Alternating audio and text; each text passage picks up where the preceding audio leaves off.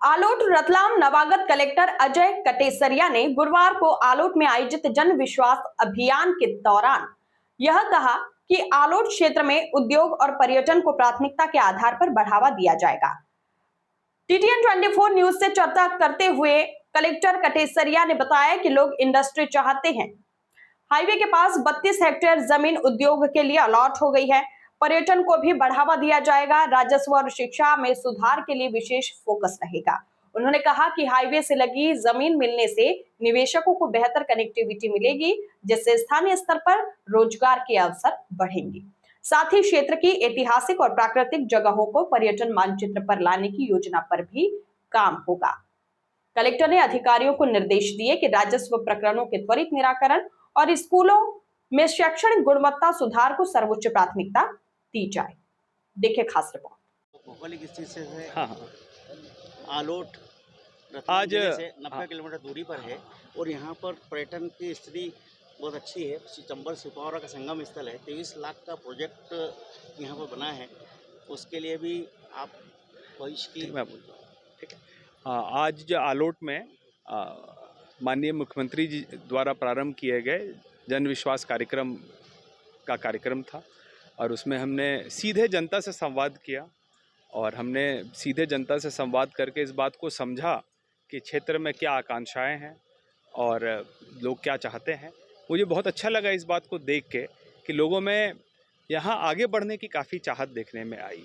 लोग इंडस्ट्री चाहते हैं और चाहते हैं कि इंडस्ट्रियल एरिया आलोट में और हाईवे के पास आलोट विधानसभा या फिर हम कह सकते हैं कि ताल के पास भी डेवलप हो। तो एक लैंड अलॉटमेंट हमने कर दिया है अभी 32 हेक्टेयर। एक और लैंड अलॉटमेंट हम करने वाले इंडस्ट्री के लिए। अभी उसके बाद मैंने SDM ऑफिसर तहसील का निरीक्षण किया तो मैंने एक पाया कि राजस्व विभाग में अभी हमको बहुत सुधार करने की ज़रूरत है। लोगों की जो समस्या है वो सबसे ज़्यादा राजस्व विभाग से ही संबंधित है।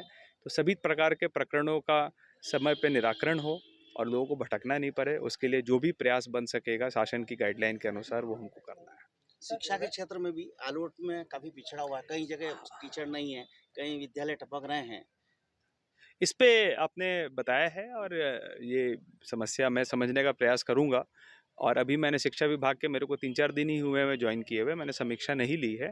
तो आपने बताया है तो निश्चित ही आलोट पे विशेष फोकस हम रखेंगे। सर, रेवेन्यू विभाग का त्रुटि सुधार के जो मामले रहते हैं वो अधिकांश समय तक पेंडिंग पड़े रहते हैं, साल 2 साल हो जाते हैं और यहाँ से रिवोक के लिए जब देखिए इसमें क्या होता है कि त्रुटि सुधार के मामलों में हम ये नहीं कह सकते हैं कि वो सब होने वाले होते हैं। देखिए मैं पहले भी कलेक्टर रहा हूँ, SDM भी रहा हूँ, है ना। मैंने प्रोबेशन में 2 महीने तहसीलदार भी रहा हूँ।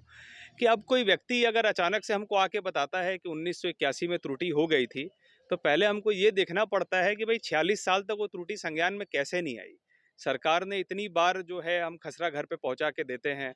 आज के दिन में रिकॉर्ड पूरा ऑनलाइन है, कोई भी व्यक्ति बैठ के कहीं भी देख सकता है। तो त्रुटि सुधार के मामले थोड़े जटिल होते हैं। तो वो मतलब दोनों ही बातें हैं कि ठीक है वो पेंडिंग नहीं रहने चाहिए, पर हम ये भी नहीं कह सकते हैं कि सभी का पॉजिटिव निराकरण होगा और हम ये भी नहीं कह सकते इसका बहुत हड़बड़ी में निराकरण होगा। लेकिन सर यहाँ से जो प्रतिवेदन जाते हैं वो कलेक्टर कार्यालय में लंबित पड़े रहते हैं सर। तो वो तो अभी तो मैंने बताया कि 3-4 दिन हुआ है ज्वाइन किए। मैं आपको बताऊं, मैं पिछली जिले में जहाँ कलेक्टर रहा था तो वहाँ मैंने लगभग 2 साल में 2 साल से थोड़ा सा ही कम रहा था, मैंने 2200 केस निराकृत किए थे।